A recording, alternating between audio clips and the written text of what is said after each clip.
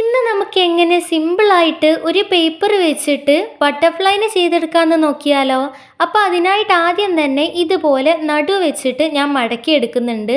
ഇനി ഇതാ ത്രികോണത്തിൽ ഈ രീതിയിൽ ഒന്ന് മടക്കിയിട്ട് നമ്മൾ ഈ ഒരു ഭാഗം നമ്മൾ കട്ട് ചെയ്തെടുക്കുകയാണ്. കറക്റ്റ് സ്ക്വയർ കിട്ടാൻ വേണ്ടിയിട്ടാണ് ഞാൻ ഈ രീതിയിൽ മടക്കിയിട്ട് കട്ട് ചെയ്തെടുക്കുന്നത്. അത് കട്ട് ചെയ്ത് മാറ്റിയതിന് ശേഷം നമുക്ക് ഇത് ഈ രീതിയിൽ ഒന്ന് മടക്കിയെടുക്കണം. ഇനി പേപ്പർ നമ്മൾ ഈ വീഡിയോയിൽ കാണുന്ന രീതിയിൽ ഒന്ന് മടക്കിയെടുക്കുകയാണ്. അപ്പോൾ നമുക്ക് 4 ഭാഗങ്ങൾ കിട്ടും. 4 ഭാഗങ്ങളിൽ നിന്ന് 2 ഭാഗം ഈ രീതിയിൽ മടക്കിയിട്ട് നമുക്ക് കത്രിക വെച്ചിട്ട് ഇതിന്റെ അറ്റത്ത് ഒരു കേർവ് ഷേപ്പ് ഇട്ട് കൊടുക്കണം. കേർവ് ഷേപ്പിൽ കട്ട് ചെയ്തത് ബാക്കോട്ട് ആക്കിയിട്ട് ഈ രീതിയിൽ നമുക്കൊന്ന് മടക്കിയെടുക്കണം.